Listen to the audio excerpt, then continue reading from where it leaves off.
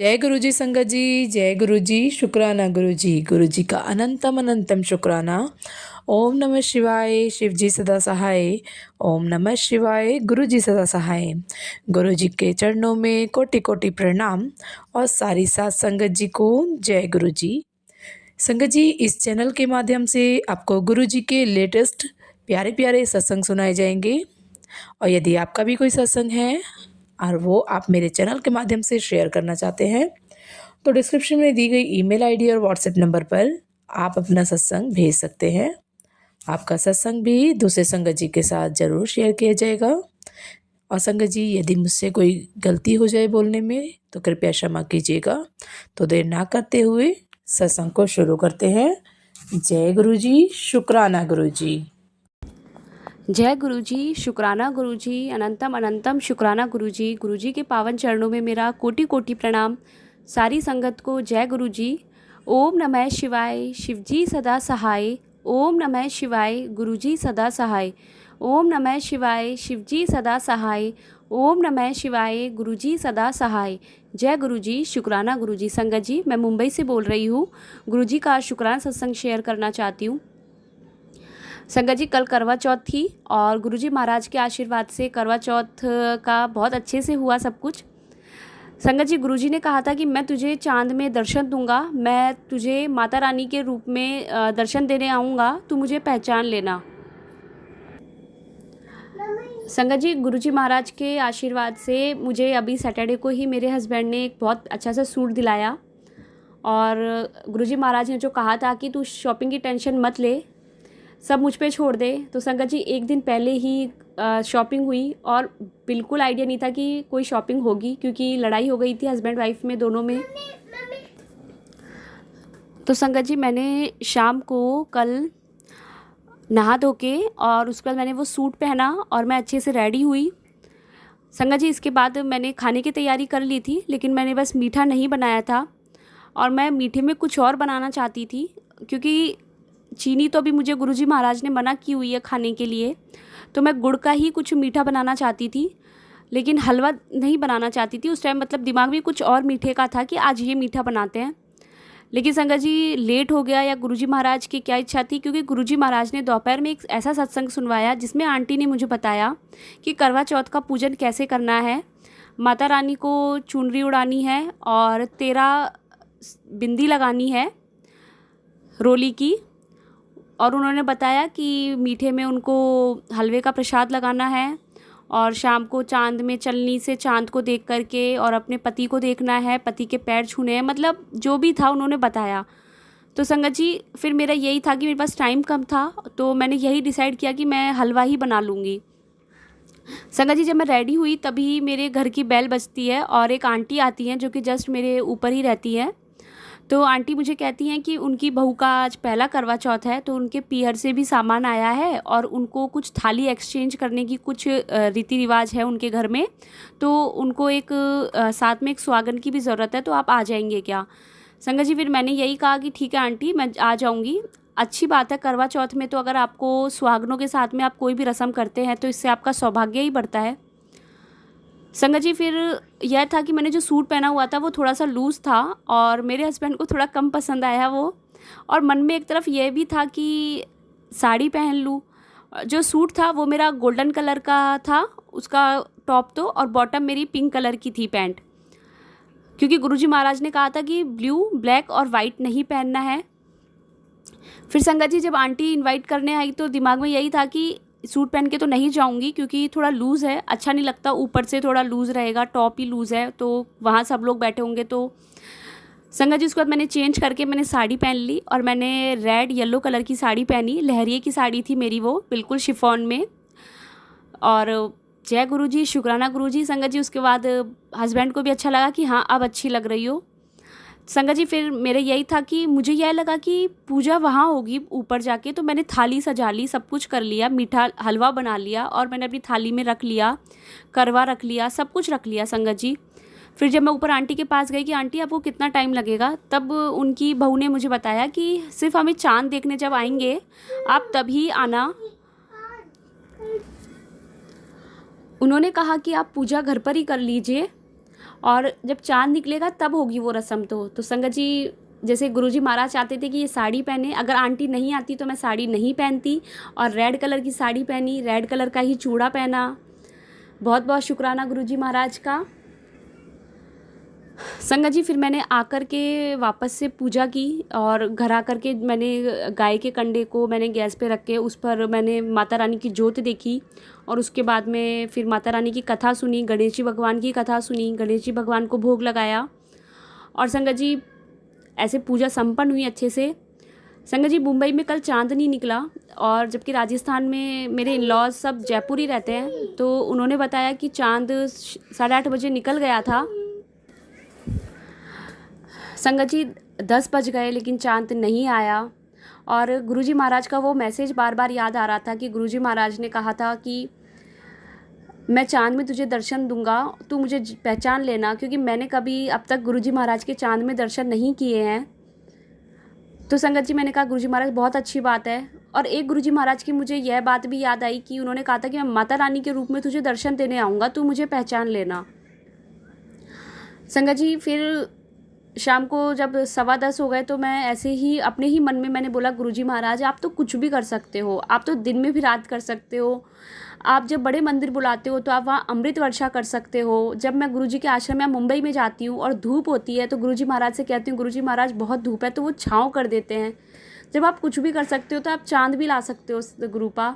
आज बारिश है, मौसम ख़राब है, बादल हो रहे हैं, चाहे एक तारा भी नहीं दिख रहा, लेकिन आप अगर चाहोगे तो चाँद निकल जाएगा, वो ज़रूर निकल जाएगा गुरुपा।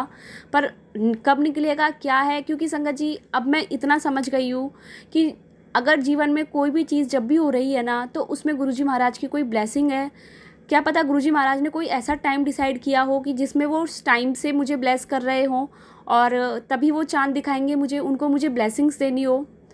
संगत जी, फिर जब मैं गुरुजी से बोली तो गुरुजी बोले कि थोड़ा सा, मतलब मन से ही मेरे ऐसे आवाज़ आई कि थोड़ा सा सब्र और कर ले, और तू और तेरे पति दोनों साथ में ही खाना खाओगे। संगत जी, मैंने सोचा कि क्या पता मैं खुद से ही मन से ये बातें बोल रही हूँ, क्या है। संगत जी, 10:30 बज गए, 10:35 हो गए, तो मैंने मेरे हस्बैंड से कहा कि आप खाना खा लो, अगर चाँद नहीं निकलेगा तो मैं व्हाट्सएप पे तो नहीं देखूँगी चाँद, लेकिन मैं कल सुबह सूरज जी भगवान को अर्घ दे के फिर मैं खाना खाऊँगी, मैं ऐसे खाना नहीं खाऊँगी।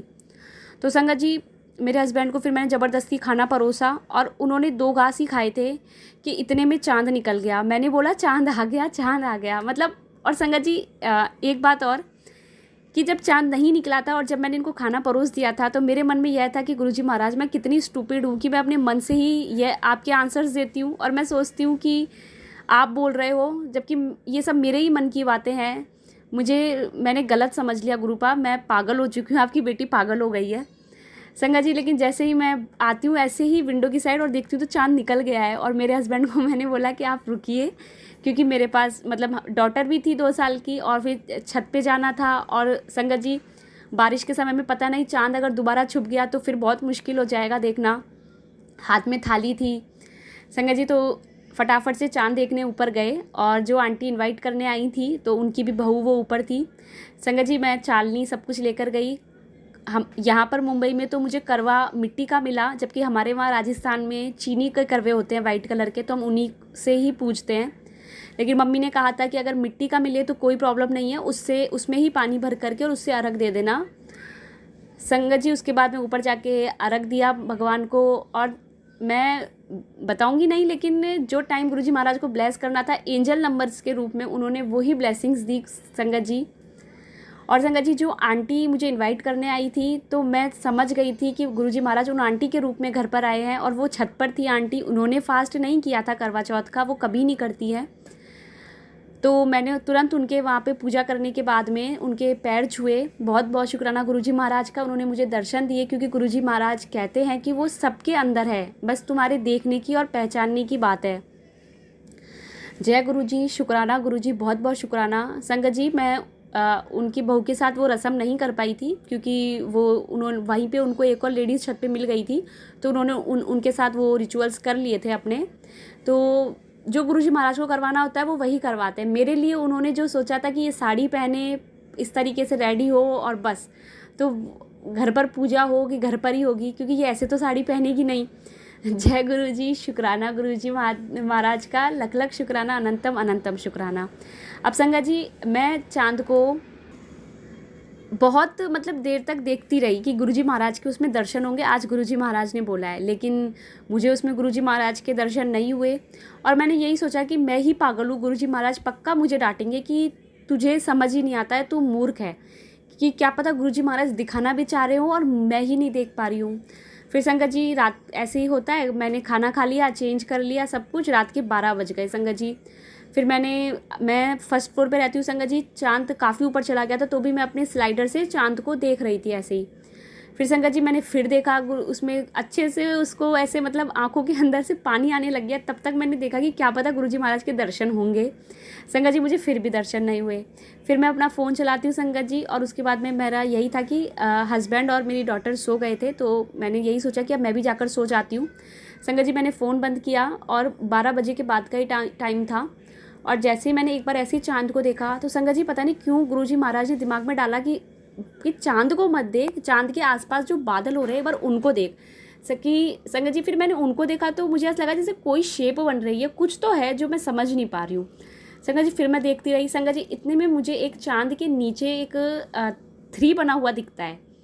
तो संगत जी मैं कहती हूँ गुरुजी महाराज ये तो मतलब कोई ना कोई बात है संगत जी। फिर वो जब मैं देख लेती हूँ संगत जी, उसके बाद में संगत जी उसके जस्ट पास में ही 0 बना हुआ दिखता है, जो कि बिल्कुल 3 से टच किया हुआ था, और ऊपर आधा चंदा बनके, और जो चाँद था जो कि हम बिंदी लगाते हैं ओम लिख करके, वो चाँद उस बिंदी की जगह था बिल्कुल। तो बिल्कुल गुरुजी महाराज ने ओम के रूप में चाँद के अंदर दर्शन दिए।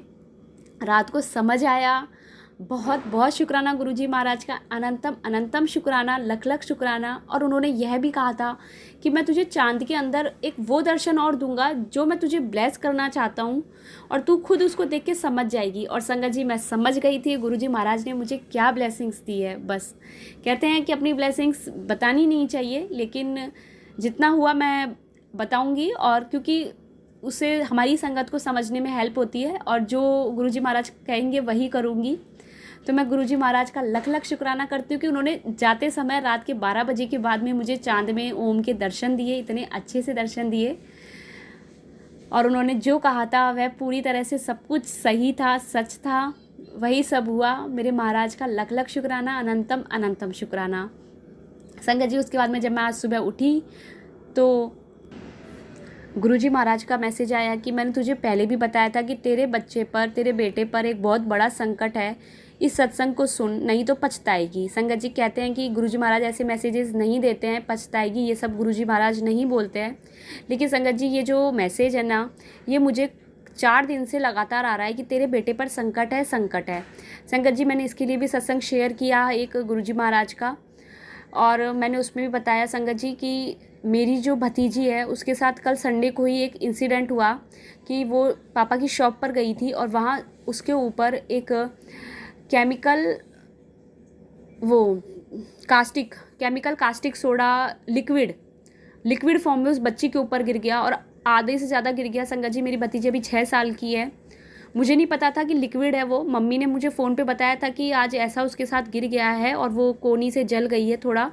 संगत जी भाई तुरंत उसको बाहर लेकर गया, और उसको तुरंत उसके सारे कपड़े खोल करके बच्ची को वहीं शॉप पर नल के नीचे बैठा करके उसको साबुन से नहलाया भाई ने तुरंत। लेकिन भाई का हाथ जल गया क्योंकि भाई ने जैसे ही हटाया। और संगत जी उसके बाद में जब मैंने गुरुजी महाराज का यूट्यूब देखा तो गुरुजी महाराज का मैसेज था कि तेरे बेटे पर आज बहुत बड़ा संकट आया था, जो कि मैंने उसे बचा लिया है, तू अभी के अभी सत्संग सुन और उसके बाद शुक्राना कर। संगत जी मैंने वो सत्संग सुना, और उसके तुरंत बाद मैंने गुरुजी महाराज का शुक्राना किया, और मैं आज भी शुक्राना करती हूँ गुरुजी महाराज का कि उन्होंने मेरी भतीजी को, मेरी बेटी को उन्होंने इतने बड़े उससे बचा लिया। गुरुजी महाराज ये बहुत बड़ी बात है, अगर वो बच्ची जल जाती, कुछ भी हो जाता, मेरी तो जान निकल जाती। क्योंकि संगत जी मैंने बताया मेरे भतीजे और मेरी भतीजी सबसे पहले मेरे वो बच्चे हैं, उसके बाद मेरी डॉटर है 3rd नंबर पे। मैं बहुत जान से ज़्यादा मेरे भतीजे और भतीजी को प्यार करती हूँ। मैं गुरुजी महाराज का बहुत बहुत शुक्राना करती हूँ, उस बच्ची को उन्होंने बचा लिया। लख लख शुक्राना मेरे मालिक का, अनंतम अनंतम शुक्राना। संगत जी इसके अलावा जो मेरी बेटी है अभी, मतलब मेरी बेटी डॉटर 2 साल की, तो मुझे समझ नहीं आ रहा था कि इस पर भी संकट है क्या। संगत जी, गुरुजी महाराज ने कहा था कि अहोई अष्टमी से पहले पहले मेरे मंदिर आ और वहाँ का लंगर प्रसाद खा, अपने बच्चे को भी खिला, क्योंकि वो ये बात भी वो मुझे 4 दिन से बोल रहे हैं संगत जी। और देखिए आज सोमवार है, गुरुजी को पता था कि अहोई अष्टमी गुरुवार को है, तो उन्होंने मुझे पहले ही सत्संग इसलिए सुनवाया कि अगर वो मुझे एक दिन पहले भी बताते तो मंगलवार और बुधवार को तो गुरुजी का आश्रम वैसे भी बंद रहता है, और गुरुवार के दिन उन्होंने अहोई अष्टमी है ही, और उन्होंने बोला है कि अहोई अष्टमी से पहले तुझे आना है और अपने बच्चे को लंगर प्रसाद खिलाना है। संगत जी, मैं आज सोमवार के दिन गुरुजी महाराज के गई अपनी बच्ची को लेकर के। अभी मेरे हस्बैंड नहीं जुड़े हैं, तो वो ऑफिस चले गए थे। उसके बाद मैं और मेरी डॉटर दोनों ऑटो से हम गुरुजी महाराज के गए। संगत जी, वहाँ गुरुजी महाराज के मंदिर में बैठे, वहाँ कल हमने प्रसाद खाया। आज गुरुजी महाराज का कड़ा प्रसाद था और समोसा प्रसाद था और चाय प्रसाद थी। बहुत बहुत शुक्राना गुरुजी महाराज का, लख लख शुक्राना। संगत जी, मेरी बेटी बहुत चिड़चिड़ी हो रही है 4-5 दिन से, पता नहीं उसे क्या हो गया है। गुरुजी महाराज ने एक डाउट और करवाया है कि मेरे घर पर जो मेड आती है बर्तन के लिए, तो उन्होंने उस पर थोड़ा सा कुछ बताया है मुझे, जिससे मुझे उस पर थोड़ा सा मेरा डाउट जा रहा है। और संगत जी, जब से गुरुजी महाराज ने बताया है कि 2 दिन लगातार उन्होंने बोला कि वो तेरी रसोई में रोज़ ये काम करती है और मेरे घर पर इसके अलावा और कोई मेड नहीं आती है। और संगत जी, उसके 2 दिन बाद ही मेरी मेड अभी तक नहीं आ रही है क्योंकि वो गिर गई और उसके हाथ में लग गई है। पता नहीं क्या है क्या नहीं है, जो होता है गुरुजी महाराज की इच्छा से होता है। गुरुजी महाराज नहीं चाहते थे कि अभी वो मेरे घर आए और कुछ हो, क्योंकि बच्ची पर बहुत बड़ा संकट था, और क्या पता उसके द्वारा था कि क्या था। वो बच्ची को टच भी करती थी, वो बच्ची के साथ थोड़ा सा बात भी करना, पता नहीं वो बच्ची के लिए ही बोलती थी थोड़े दिनों से। मैं किसी को ब्लेम नहीं करूँगी, लेकिन जो गुरुजी महाराज ने टेलीपैथी के द्वारा बताया और जो मैं समझ पाई वो मैंने आपको बताया है। तो मैं गुरुजी महाराज का बहुत बहुत शुक्राना करती हूँ संगत जी। और ये अभी मैं यहीं तक बस मैं बोलूँगी, क्योंकि आगे मेरा सत्संग फिर व्हाट्सएप पे शेयर नहीं होगा, ज़्यादा MB का हो जाएगा तो। और मैं अगर माफ़ी मांगती हूँ अगर मुझसे कहीं भी कोई भूल हुई है, गुरुजी माफ़ करना। और मैं अपने नए सत्संग की तैयारी करती हूँ। ओम नमः शिवाय, शिवजी सदा सहाय। ओम नमः शिवाय, गुरुजी सदा सहाय। ओम नमः शिवाय, शिवजी सदा सहाय। ओम नमः शिवाय, गुरुजी सदा सहाय। जय गुरुजी, शुक्राना गुरुजी। ओम नमः शिवाय, शिवजी सदा सहाय। ओम नमः शिवाय, गुरुजी सदा सहाय। सारी संगत को मेरा प्यार भरा नमस्कार। मैं गुरुजी की बेटी आपके समक्ष आज अपना अमृत वेला शुक्राना लेकर आई हूँ। जैसे कि गुरुजी की आज्ञा थी तो शुक्राना कर और अमृत वेला संभाल, तो मैं वहीं कर रही हूँ।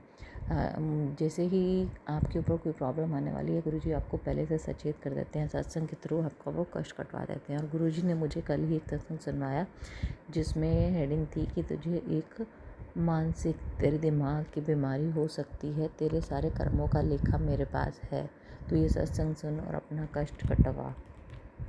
तो गुरुजी ने मुझे वो सत्संग सुनवाया। सत्संग में था एक आंटी जी की, क्या होता है उनको बेबी बॉय होता है, होने वाला होता है, और तो वो अचानक से शुरू कर देती हैं कि मुझे, उनकी नॉर्मल डिलीवरी हो चुकी होती है पहले भी, पहला बेबी होता है उनका, और वो फोर्स करती हैं कि मैं C-सेक्शन डिलीवरी कराऊंगी।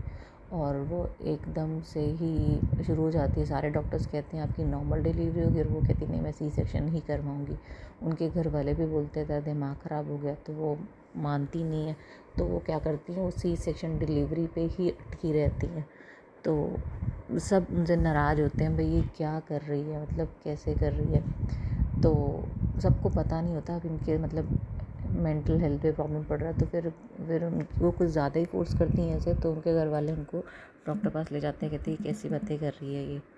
तो फिर डॉक्टर ना उनका MRI वगैरह करते हैं और उसमें आता है कि उनकी सिर की नसें फूल रही हैं और ब्लॉक हो रही है, उसमें छक्के जमे हुआ, क्लॉट्स जिसे कहते हैं, तो वो जाम हो रहे हैं। और ये कुछ अगर इनको हमने नहीं सुलाया तो इनके ऊपर असर पड़ सकता है। तो डॉक्टर्स उनको ना नींद का इंजेक्शन देते रहते हैं और उनको सुलाते रहते हैं। तो गुरुजी का, और उनके घर पे कोई गुरुजी को मानता होता है, तो उनको कहते हैं कि भाई आप इनको एक बार बड़े मंदिर ले जाओ। तो वो जैसे बड़े मंदिर उनको ले जाते हैं, इन बिटवीन वो एक ही बार डॉक्टर्स ने उनको ऑपरेशन करने के लिए बोला होता है कि अभी तो इनका ऑपरेशन करना ज़रूरी है, नहीं तो आगे जाके आपको बहुत दिक्कत होगी। तो माइंड का ऑपरेशन, तो उनको नहीं तो उनको ब्रेन हैमरेज भी हो सकता है, क्योंकि वो कुछ भी बीच में बोलती हैं और कुछ भी मतलब अटक जाती है, मुझे ये काम करना ही करना है, जो कि गलत होता है। तो तो फिर कोई उनको वहाँ पर ले जाता बड़ा मंदिर, वहाँ का वो जल प्रसाद और वो ग्रहण करती हैं। वहाँ पे जाके पहले उनको हल्का सा चक्कर आता है और फिर वो उनको कोई सेवादार वहाँ उनको जल देता है। उसके बाद वो अपना लंगर प्रसाद चाय प्रसाद लेती हैं। उसके बाद घर आती हैं तो डॉक्टर के पास, जैसे उनका रूटीन चेकअप होता है, उनको डॉक्टर के पास ही होता है, ऑलमोस्ट जाना ही पड़ता है। तो डॉक्टर उनका फिर से एमआरआई करते हैं, कह रहे हैं अब तो करना ही पड़ेगा इनका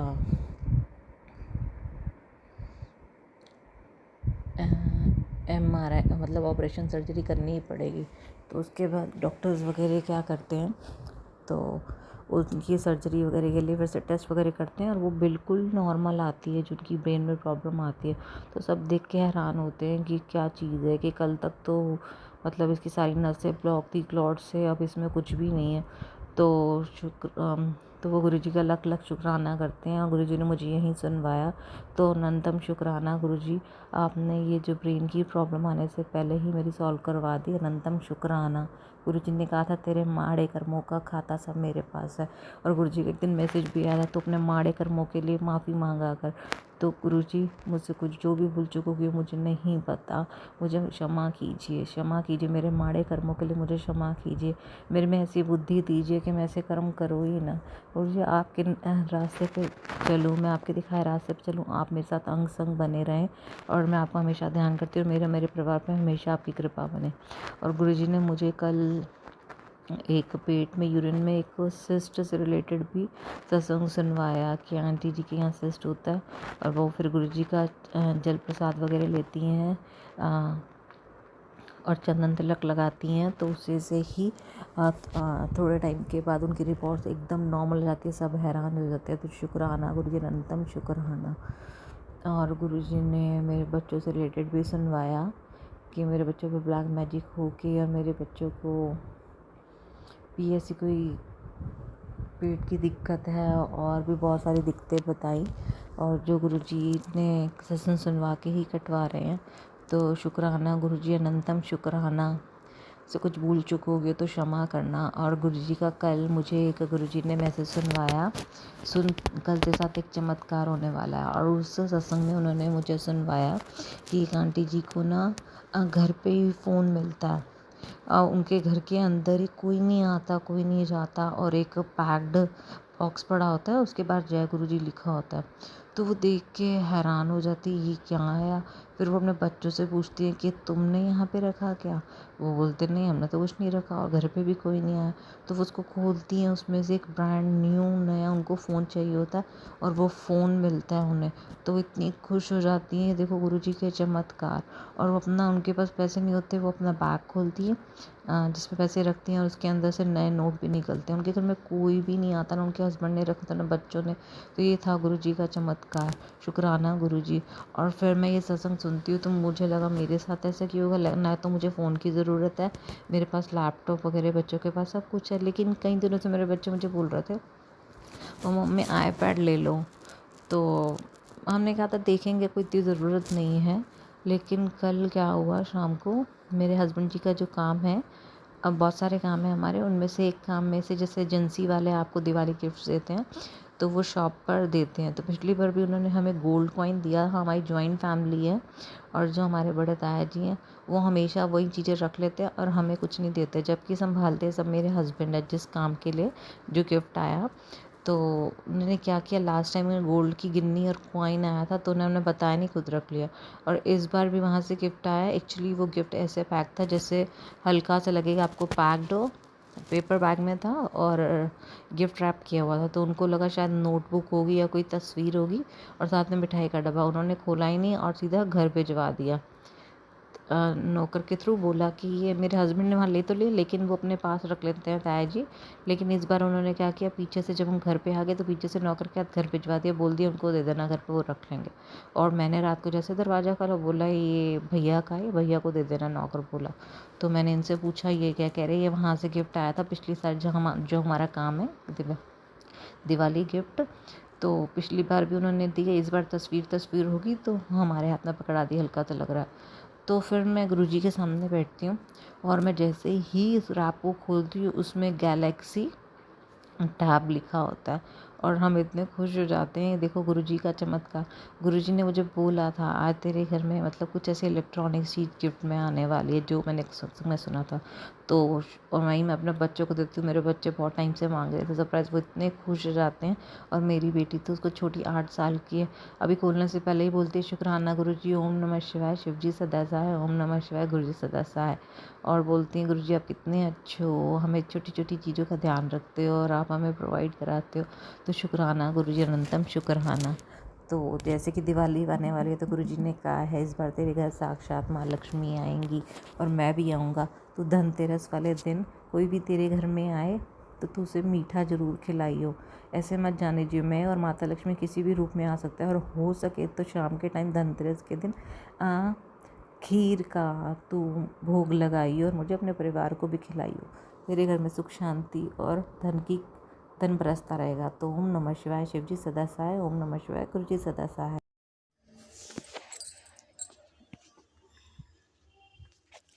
जय गुरु जी, शुक्राना गुरु जी, सभी संगत जी को जय गुरु जी। गुरु जी का हुक्म के शुक्राना सत्संग शेयर करो।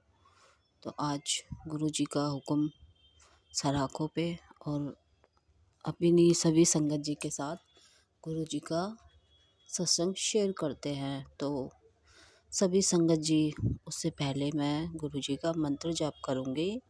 ओम नमः शिवाय, शिव जी सदा सहाय। ओम नमः शिवाय, गुरु जी सदा सहाय। जय गुरु जी, शुक्राना गुरु जी। संगत जी, गुरु जी के चमत्कार तो इतने होते रहते हैं, सत्संग इतने होते हैं, कुछ याद रहते हैं, कुछ भूल जाते हैं। अभी करवा चौथ से पहले गुरु जी के मैसेज आ रहे थे कि पुत्र मैं मोर पंख के रूप में तुम्हें दर्शन दूंगा। तो मैं संगत जी मार्केट गई हुई थी, तो मुझे 3-4 दिन जब मैसेज आते हैं तो 3-4 दिन तक मैं वेट करती हूँ कि गुरुजी इस रूप में दर्शन देंगे।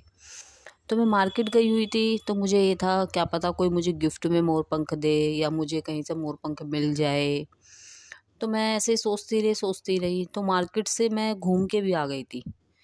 तो मैं जब मार्केट में थी तो मैं चूड़ियाँ भी खरीद रही थी। तो मैंने 2 डिब्बी चूड़ियों की ली थी। तो एक डिब्बी मुझे थोड़ी सी महंगी लगी थी, तो मैंने वो एक डिब्बी तो ले ली थी और एक डिब्बी मैं दोबारा दुकानदार को दे दी थी मैंने वापस। फिर अब मेरा मन नहीं माना था, तो मैं दूसरी वाली डिब्बी भी ले आई। फिर मैं घर पे आ गई अपना सारा सामान लेकर के।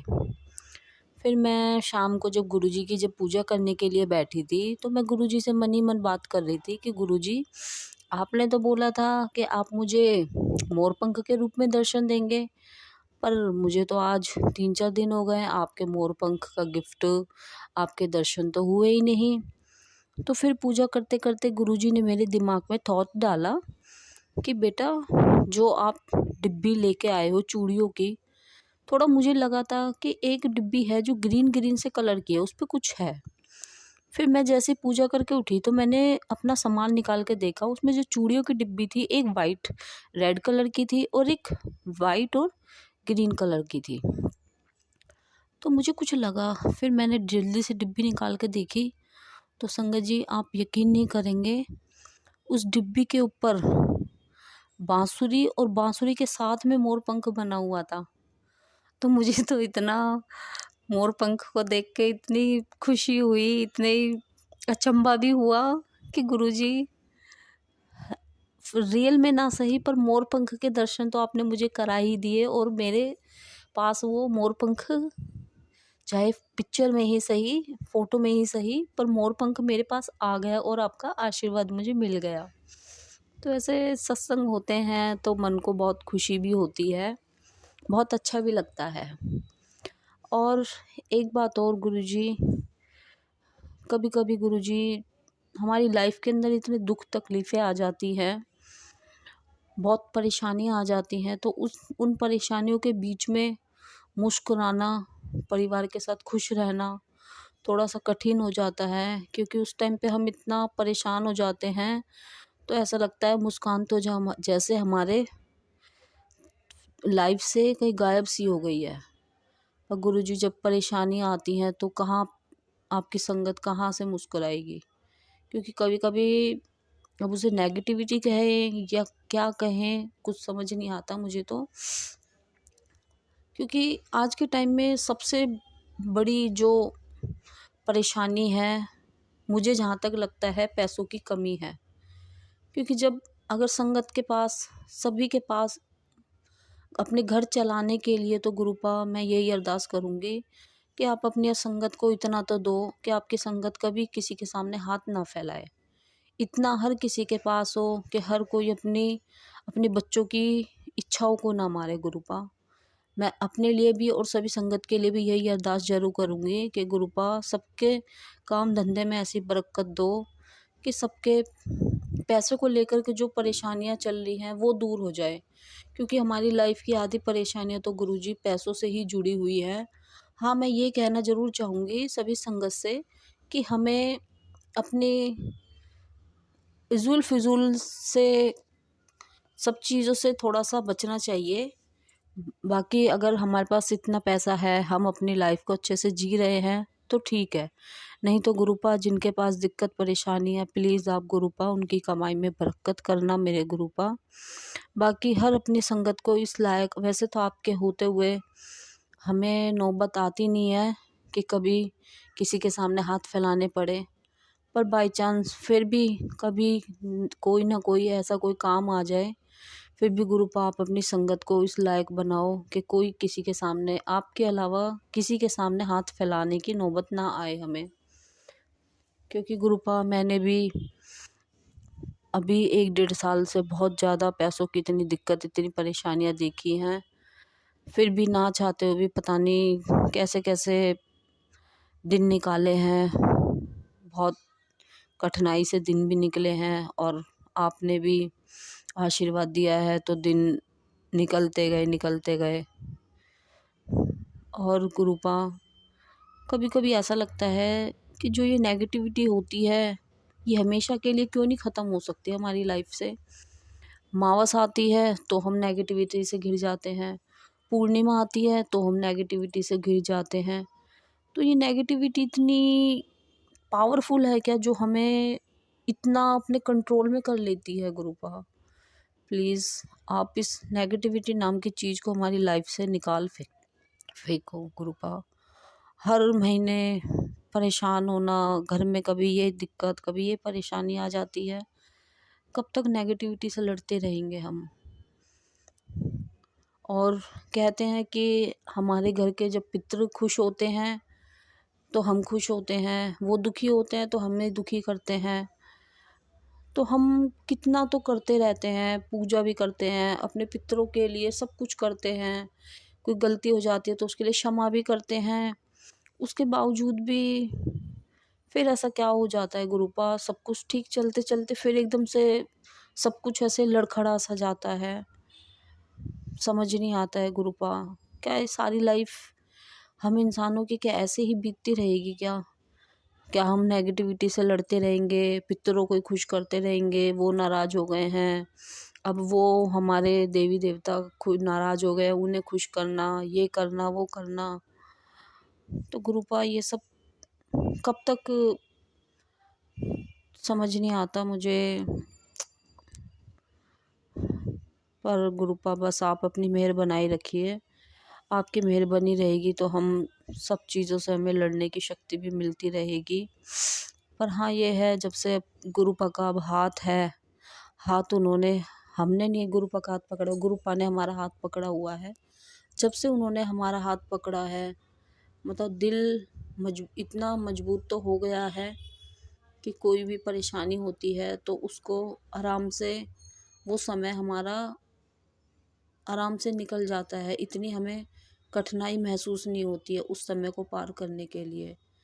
वरना जब गुरुजी का साथ नहीं था तो जब भी परेशानियां तो आती थी तो दिन, एक एक दिन इतना कठिन, इतना भारी लगता था कि ये पहाड़ सा दिन कैसे निकलेगा। पर अब गुरुपा का हाथ है सर पे तो दिन, परेशानी जो भी हो ऐसे निकल जाता है दिन।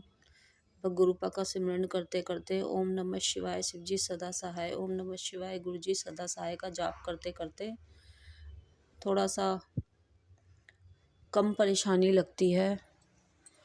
और गुरुपा बस थोड़ी सी मन में थोड़ी सी यही बात आई थी, क्योंकि मैंने आंटियों के भी सत्संग सुने थे कि नेगेटिविटी होती है, पितृदोष होता है, पितृ नाराज़ हो जाते हैं।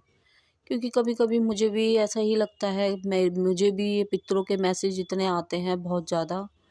तो गुरुपा प्लीज़ आप ही हमारी तरफ से हमारे पितरों हाथ जोड़ के हम माफ़ी भी मांगते हैं, अगर हमसे कोई गलती हो जाए तो हे हमारे पितृ देवताओं हमें क्षमा करना। हे मेरी माता रानी, सदा सदा आपका भी शुक्राना, आपने भी हमें अब तक संभाला हुआ है।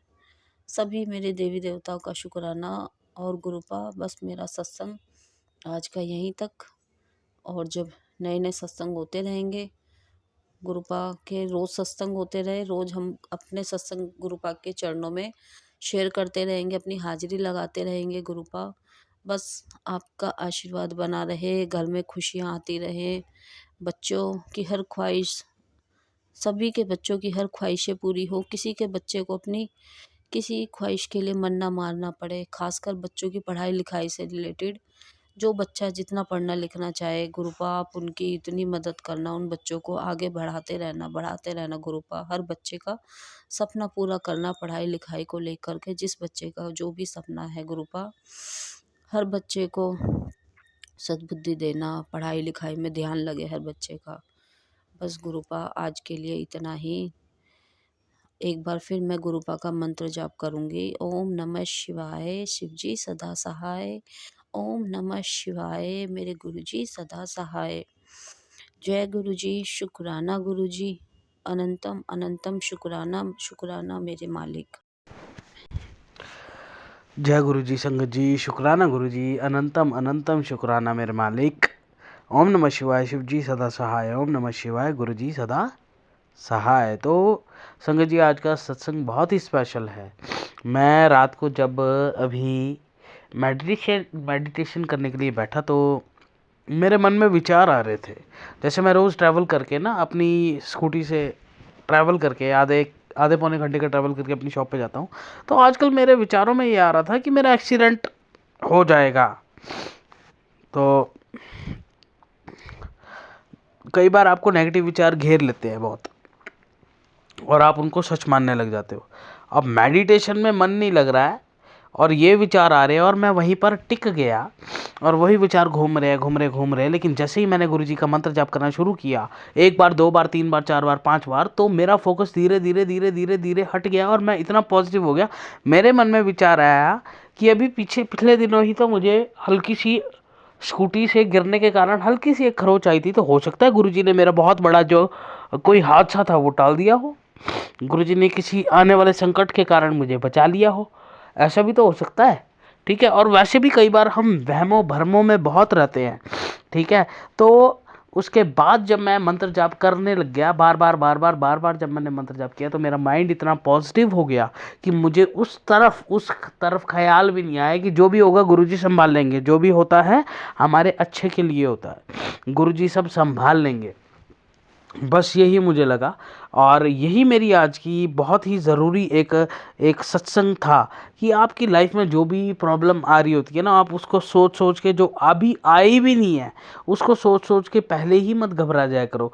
जब आपके पास गुरुजी हैं, फुल फोकस आपने पूरी बागडोर उनके हाथ में दे रखी है ना, तो जो भी होगा वो अच्छे के लिए होगा। संगत जी याद रखना, परमात्मा कभी भी आपके घाटे के फैसले अपने हाथ में नहीं लेता है। ठीक है। आपका कुछ ना कुछ निहित फ़ायदा उसके अंदर होता है, इसीलिए वो लेता है। और हो सकता है ये चीज़ें जो आपके मन में आ रही हो, तो आपको उन्होंने बहुत बड़े संकट से बचाया हो, तभी आपके मन में आ रही हो। आपको पता है गुरुजी कैसे संकट को टाल देते हैं? बड़े संकट को छोटा सा रूप दे के टाल देते हैं। आपके लाइफ में पता नहीं कितनी बड़ी विडंबना लिखी थी, जिसके कारण आपको ये थोड़ी बहुत कष्ट हुआ है। तो गुरुजी का थैंक यू इसी के साथ। और मंत्र जाप करते रहे, पॉजिटिव रहे। जितना ज़्यादा मंत्र जाप करोगे उतने ज़्यादा पॉजिटिव रहोगे संगत जी। और आज का सत्संग इतना ही, मिलते हैं किसी अन्य सत्संग में, तब तक के लिए जय गुरुजी, शुक्राना गुरुजी। जय गुरुजी।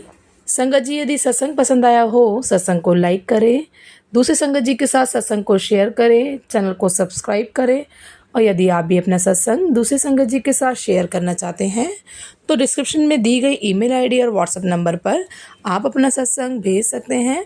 आपका सत्संग भी दूसरे संगत जी के साथ ज़रूर शेयर किया जाएगा।